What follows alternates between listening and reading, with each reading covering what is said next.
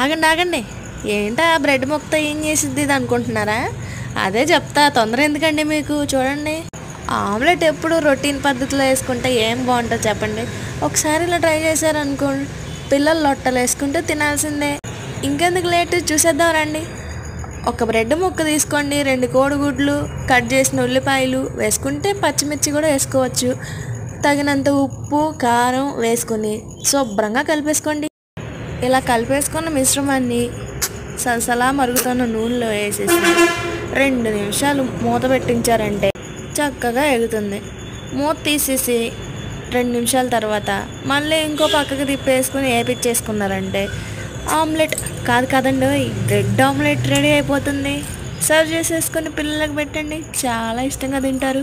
మళ్ళీ ఏ మమ్మీ అని అడగకపోతే అప్పుడు అడగండి. ఇంకా చూస్తారేంటి, వెళ్ళండి వంటగదిలోకి, తీయండి కోడిగుడ్లు, వేయండి ఆమ్లెట్.